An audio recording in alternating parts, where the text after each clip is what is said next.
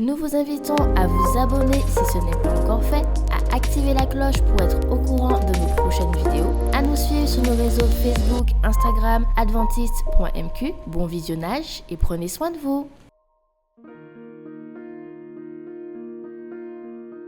Vous avez besoin d'aide. Vous souhaitez vous entretenir avec un pasteur, un psychologue, un conseiller en relation d'aide.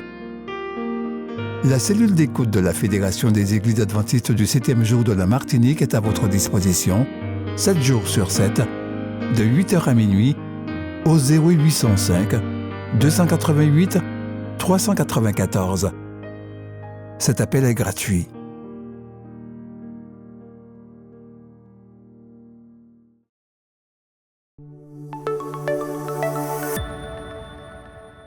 L'Église adventiste est en pleine croissance à Salvador, Brésil. Mais malgré cette forte croissance, il existe encore dans cette ville des quartiers non pénétrés. Pendant des années, Joselnildo avait été un gros consommateur d'alcool et avait perturbé la communauté. Arivaldo, un adventiste qui habitait à proximité, savait que Joselnildo était au chômage. Il lui offrit donc un emploi dans sa compagnie de construction qui construisait des églises. Joselnildo remarquait qu'Arivaldo le traitait bien et parlait souvent de Dieu, tandis que les autres le traitaient avec rudesse. Au bout d'un certain temps, Arivaldo invita Joselnildo à lire la Bible avec lui. Joselnildo remarqua un changement dans son cœur. Ce qu'il avait aimé autrefois ne l'intéressait plus. Sa vie avait été transformée. Joselnildo accepta Jésus comme sauveur et demanda à être baptisé. Les voisins de Joselnildo remarquèrent les changements qui s'étaient opérés en lui. Il avait cessé de jouer de la musique bruyante et d'être saoul tous les soirs. Les voisins lui demandèrent « Mais qu'est-ce qui t'est arrivé? Tu es si différent. »« J'ai rencontré Jésus, » répondit Joselnildo, les yeux brillants de joie. Quelques-uns doutèrent qu'un alcoolique puisse changer aussi complètement. Joselnildo se mit à inviter ses voisins chez lui aux réunions de son petit groupe du vendredi soir pour causer avec eux et prier pour leurs besoins. Il les orienta vers la Bible, leur présenta un Créateur qui les aime profondément. Le résultat fut que 10 personnes furent baptisées et que d'autres se préparèrent au baptême. Des petits groupes comme celui-ci forment le cœur de l'église à Salvador. Ils se transforment petit à petit en églises. Ces églises se divisent en nouveaux petits groupes et se répandent dans toute la ville. Il y a quelques années, les dirigeants de l'église de l'État de Bahia, dans lequel se trouve Salvador, se fixèrent comme objectif de construire 1000 églises en 5 ans. Ils ont atteint leur objectif. Maintenant, chacune de ces 1000 églises est composée de nouveaux membres.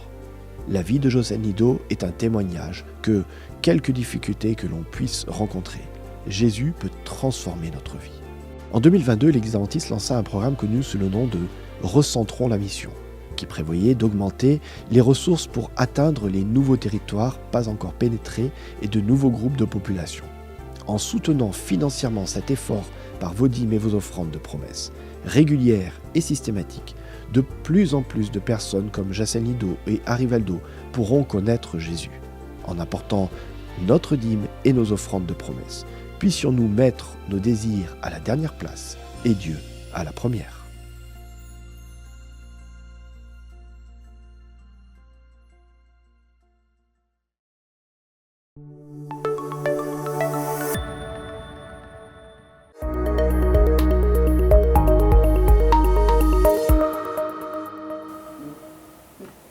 Bonjour et bienvenue à ce moment de méditation. Nous sommes en vacances, c'est les vacances et naturellement, nous répondons à des invitations, les unes plus belles que les autres. Nous avons des barbecues, du basket, du bowling, du billard, je dirais aussi la plage et d'autres invitations. Nous sommes invités aussi au restaurant. Et contrairement à ce qu'on pourrait penser, Jésus a répondu à beaucoup d'invitations. C'est lors d'une de ces invitations que Jésus a vécu une histoire particulière que nous allons vivre ensemble, que nous allons lire rapidement dans le livre de Luc, chapitre 7, les versets 36 à 47. Voilà, nous lisons ceci. Un pharisien pria à Jésus de manger avec lui. Jésus entra dans la maison du pharisien et se mit à table. Et voici une femme pécheresse qui se trouvait dans la ville, ayant su qu'il était à table dans la maison du pharisien, apporta un vase plein de parfums et se tint derrière, au pied de Jésus. Elle pleurait et bientôt, elle lui mouilla les pieds de ses larmes, puis les essuya avec ses cheveux, les baisa et les oignit de parfum. Le pharisien qui l'avait invité, voyant cela, se dit en lui-même, si cet homme était prophète, il connaîtrait qui et de quelle espèce est la femme qui le touche. Il connaîtrait que c'est une pécheresse. Verset 39. Verset 40, Jésus prit la parole et dit à Simon, j'ai quelque chose à te dire. Et il lui répond, Père, maître, parle. Quand nous regardons l'histoire de Simon, nous pourrions penser que le geste de Simon était rempli de joie et rempli de gratitude. Il invitait Jésus pour lui dire merci, parce qu'il était lépreux et Jésus l'avait guéri. Oui, c'est vrai. On pourrait penser que son geste était pour jouir plutôt de la popularité de Jésus, car la gratitude n'est pas de mise dans les actions posées, quand on verra plus tard. Avoir Jésus dans sa maison est une raison rêvée pour ce pharisien qui avait perdu toute sa gloire à cause de la lèpre, de trouver une certaine forme de gloire ou encore une nouvelle forme de réputation parce que Jésus est dans sa maison. Vous imaginez, la maison de Simon le lépreux est appelée la villa de Simon le lépreux. Simon aurait pu lui dire merci dans la rue, ce serait tout. Mais il invite chez lui afin que sa maison ne soit plus connue comme la maison de Simon le lépreux, mais aussi la maison où Jésus est venu et a mangé avec moi. Au fait, et on nous fait remarquer qu'il y avait beaucoup de personnes. D'accord? Donc, il vient dans l'esprit d'inviter Jésus, d'accord, afin de le divertir, en fait. Et si possible, de faire 2-3 miracles dans sa maison. Et ce serait pas mal, après tout. 2-3 miracles dans sa maison. C'est ici que Jésus a fait 2-3 miracles, qu'il a guéri quelques personnes malades. Et naturellement, ça devient un haut lieu automatiquement, parce que ce n'est pas seulement la maison de Simon le lépreux, mais c'est la maison où Jésus a fait des miracles. Suivant la réflexion qu'il y aura à l'encontre de Jésus, nous réalisons qu'il ne croit pas tant que Jésus est le Messie. Au fait, ça me rappelle une idée de ce jeune homme qui allait vendre la maison d'une dame qui habite en Martinique. Et cette dame a dit, vous savez, je ne vendrai pas mon habitation pour moins de 250 000 € parce que Colobart y a chanté, il y avait un petit concert pour la famille et je ne pense pas que la valeur de ma maison puisse passer sous 250 000 €. Donc, nous pouvons imaginer ce que représente pour cet homme la présence de Jésus dans sa maison.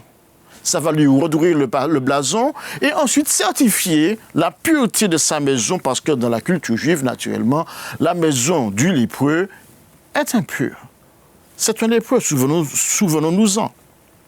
Donc cette maison va devenir bientôt le sommet des rencontres hautement convoitées. Et M. Simon y pense. Mais la présence de Seigneur redonne vie à sa demeure au milieu de sa communauté.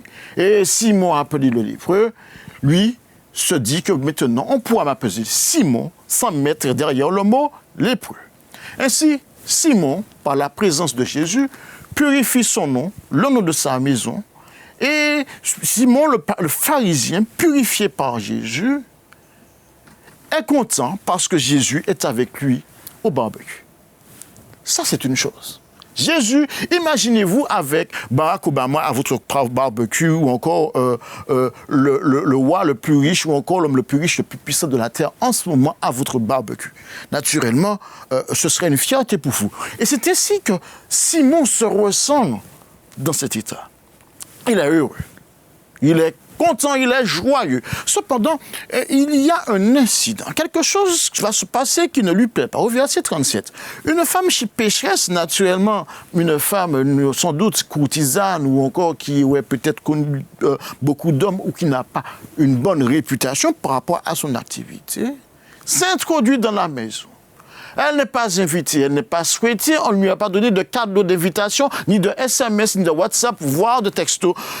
Cette dame entre. Et contrairement à notre époque, nous sommes assis dans un fauteuil. À l'époque de Jésus, ils étaient plutôt allongés, d'accord? La tête la première vers la table et les pieds naturellement derrière. Donc cette dame, qu'est-ce qu'elle fait? Elle passe derrière tous les invités et se veut discrète. Elle est calme.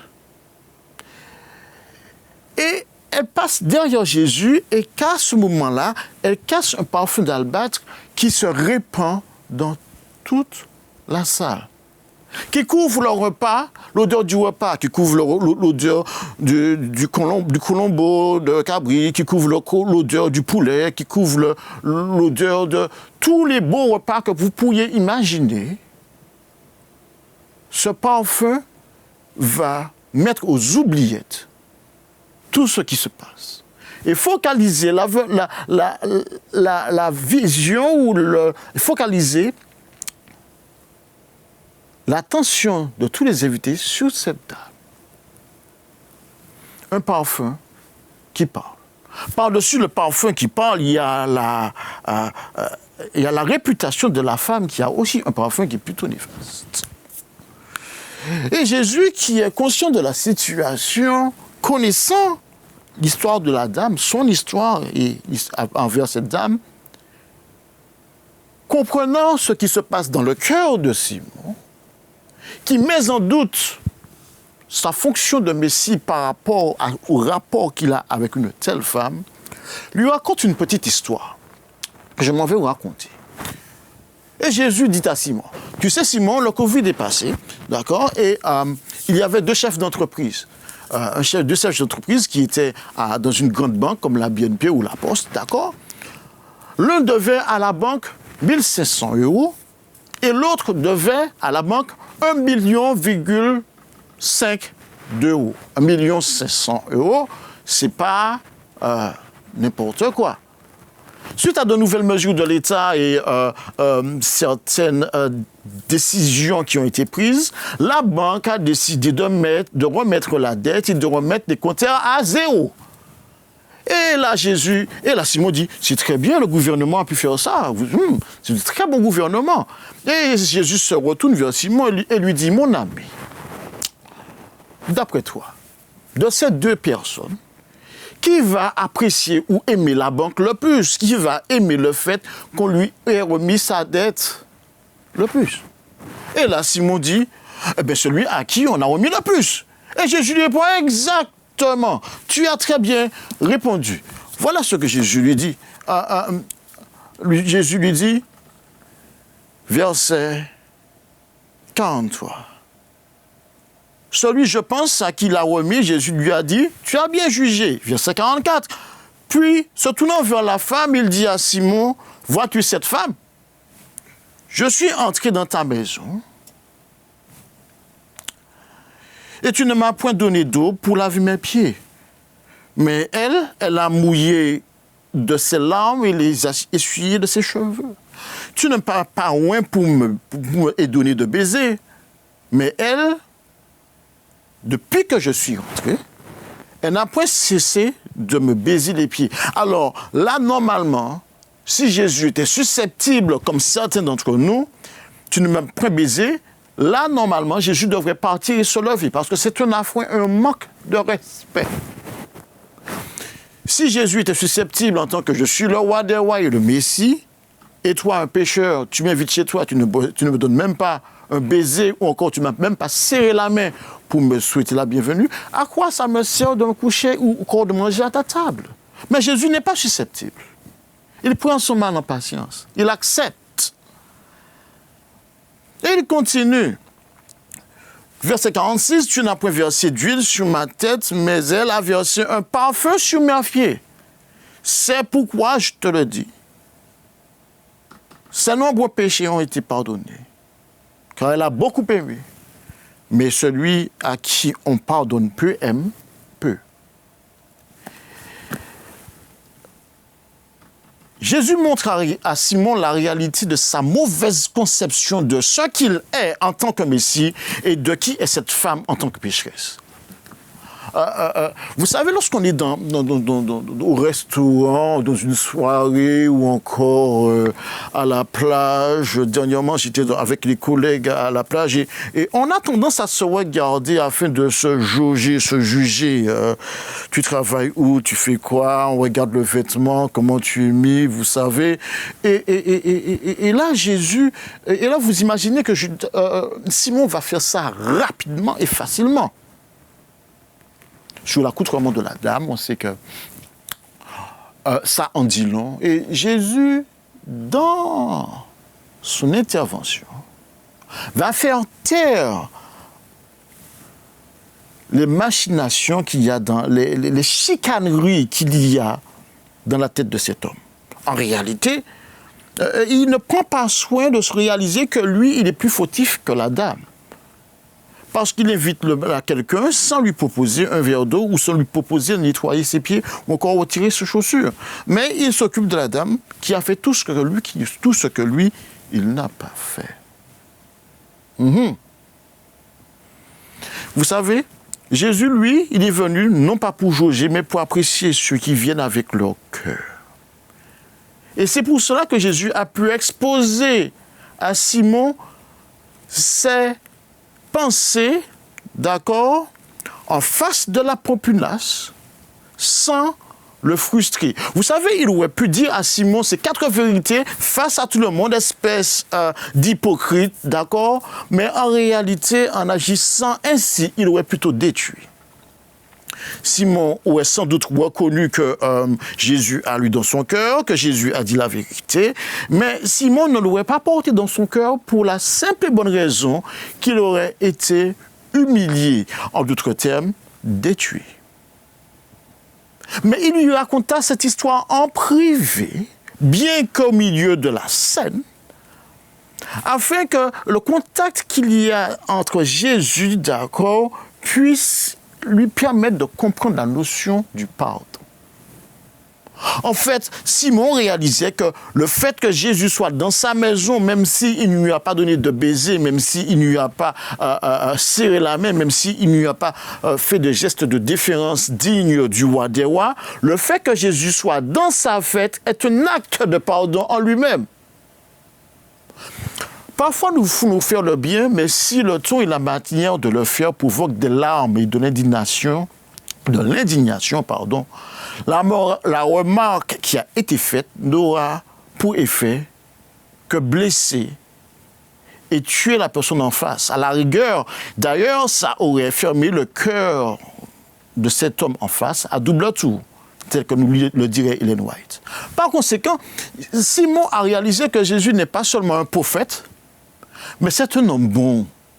C'est un homme qui a un grand cœur. C'est un homme qui voit dans ton cœur et au lieu de te blesser, il t'aide à grandir et à t'élever au-dessus de ce que tu penses toi-même. Et tout cela se passe autour de simples repas, autour d'un verre, autour de raisin, autour de quelque chose qui goûte.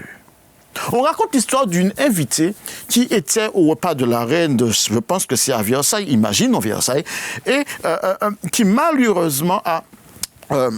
ou encore en Angleterre, c'est plus pratique, avec une reine, en effet. Donc, imaginons cette dame qui est à la cour de la reine, qui est invitée pour un dîner, et qui, malencontreusement, avec un geste brusque, a jeté son verre. Et tout le monde la regarde bizarrement, mais oh, qu'est-ce que c'est que ça? Cette dame n'a pas de respect, n'a pas d'éducation. Comment osez-vous jeter ou salir la nappe de la reine avec une si bonne boisson? Et brusquement, on entend un petit bruit qui semble correspondre à ce qui vient se passer. Et on regarde, la reine venait de jeter son verre. Ayant compris le malaise de son invité, la reine a fait le mouvement volontaire et similaire pour jeter son verre de sorte que la honte qui était infligée à cette personne en face ne fut pas ressentie. Ainsi, lui épargnant une disgrâce commune, la reine vint au secours de son sujet. Il semble aussi que des guerres ont commencé autour des dîners, des mariages. Deux personnes se sont rencontrées dans un mariage ou dans une fête et ensuite ils se sont mariés. Il y a des contrats, des millions de dollars qui se font autour de tables de repas. D'accord ? Et de façon tacite, des fois nous venons avec des CV, mais de façon tacite, la réponse est déjà positive. Souvenons-nous que le prince Harry, par exemple, a profité d'un moment de dilettante où il était dans une soirée pour approcher le responsable d'une grande production afin de permettre à son épouse Meghan de participer au doublage de documentaires sur les animaux. Donc c'est une pratique qui est courante parmi les grands comme parmi les pauvres, comme chez tout le monde, où on se vend des voitures, où on se vend des bateaux de façon tacite autour d'un petit verre. Ainsi, dans le cas de Simon, Jésus a profité pour gagner le cœur de ce pharisien, pour lui témoigner de l'amour face à un jugement qu'il avait porté sur cette femme dont le cœur était pur et honnête. Avec ce discours, en disant cela à Simon, Jésus, lui, il a fait taire les inquiétudes de la femme de mauvaise vie quant à ses préoccupations. Jésus reconnaît deux choses. Jésus reconnaît toutes les actions que la dame a menées pour lui exprimer sa gratitude. Il valorise chacune de ses actions. Elle m'a baisé, elle a versé du parfum, elle a pleuré, elle a exprimé sa gratitude. Et Jésus a de la joie envers ceux qui expriment pleinement leur gratitude du fond de leur cœur, même si ceux qui sont autour ne le remarquent pas. Ensuite, Jésus dit quelque chose qui sidère tout le monde. Et il dit à cette dame, tes péchés sont intégralement pardonnés. Tes péchés sont intégralement pardonnés. J'aimerais m'adresser ici à ceux qui pensent qu'ils ne sont pas invités au repas de famille. Ça arrive que les familles ne vous invitent pas à leur repas parce que votre CV ne correspond pas à ce qu'on veut à la table et qui se retrouvent finalement des rebuts de la société qui sont rejetés. Je voudrais m'adresser à ceux qui ont connu cette période et qui ont connu la grâce de Dieu et malgré le fait qu'ils aient connu la grâce de Dieu, sont mis au placard au lieu d'être compris et encouragés. Je voudrais vous dire que non seulement Dieu connaît toutes les étapes de votre gratitude. N'ayez pas peur d'exprimer de la gratitude envers Dieu. N'ayez pas peur des hommes. Mais sachez une chose, tel que Dieu l'a fait pour moi. Vous êtes pardonné. Si tu as péché beaucoup, Dieu est prêt à te pardonner beaucoup. Si tu as péché peu, Dieu va te pardonner peu. On dit que Jésus a dit dans la Bible, celui qui pardonne beaucoup aime beaucoup. Internautes, mesdames et messieurs, chers jeunes, madame, monsieur, mademoiselle. Au lieu d'accabler les grands pécheurs parce qu'ils ont connu la miséricorde de Dieu par leur repentance, nous devrions nous remettre en question en regardant leur exemple. Des fois, nous voyons des hommes qui ont fait de grandes erreurs et qui reviennent à Dieu le cœur joyeux et heureux de les servir. Et au lieu de les accabler, nous pourrions prendre exemple sur eux et nous demander si nous croyons que Dieu nous a pardonnés. Et si nous aimons vraiment Jésus, ou si nous aimons plutôt les principes de Jésus, mais aimons-nous vraiment Jésus? Le cœur, l'amour, la joie qu'il dégage, ce pardon qu'il nous donne même si par moments nous l'avons blessé. Simon, dans toute cette histoire, réalise que si Jésus avait accepté le geste de bienveillance de cette femme, c'était pour les mêmes raisons qu'il avait pu lire dans le cœur le mépris qu'il avait prononcé à tort un moment plus tôt. C'est les vacances comme chantait celui-ci. C'est les vacances, il faut bien profiter. Le soleil, la plage, bronzé, nous sommes venus voir la famille et nous sommes autour de la table. Et bien des choses peuvent se passer près de la table. Tant que nous avons l'opportunité et la joie de le faire, passons des bons moments ensemble. Passons des bons moments à parler positivement des autres, à remonter le moral de ceux que nous avons autour de nous. Et tel que le titre nous le disait, est-ce salutaire, est-ce nécessaire de dire ce qu'on va dire? Salutaire ou nécessaire, telle est la question. Nous avons tous l'opportunité de connecter nos invités, quels qu'ils soient, sans prononcer un verset de la Bible, au cœur de Dieu, en faisant leur joie, en leur montrant que nous les aimons, même si les autres les regardent bizarrement, et faisant preuve de compréhension. Ne restons pas dans un esprit critique envers ceux que Jésus a déjà sauvés, ou que Jésus est venu sauver au même titre que nous. Soyons pleins de compassion, les uns envers les autres. Et que ces vacances soient comme pour Jésus, un moment pour réconcilier le pécheur, la pécheresse, à son amour divin. Bonnes vacances et que Dieu nous aide. Prions ensemble.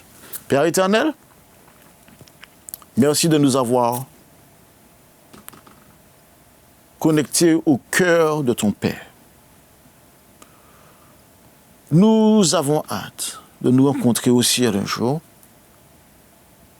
avec toi auprès d'une grande table, où là tu nous serviras, nous pourrons boire et manger à volonté, et avoir ces grandes vacances au ciel où tu pourras nous dire c'est bien, bon et fidèle serviteur. Tu as été fidèle en peu de choses. Tu as été bon envers celui à qui j'ai montré de l'amour. Tu as pu être ma main quand je n'étais pas là, tu as pu être mon cœur quand l'autre en avait besoin et tu as pu nourrir mon enfant quand tout le monde l'avait rejeté. Viens et entre dans la joie de ton Maître. Nous t'avons prié au nom de Jésus et pour ta gloire. Amen. Bonnes vacances, réjouissez-vous et que l'Éternel soit avec nous.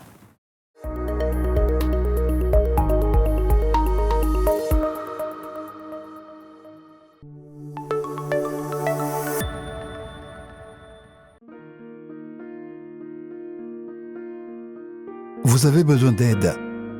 Vous souhaitez vous entretenir avec un pasteur, un psychologue, un conseiller en relation d'aide. La cellule d'écoute de la Fédération des Églises adventistes du 7e jour de la Martinique est à votre disposition, 7 jours sur 7, de 8h à minuit, au 0805 288 394. Cet appel est gratuit.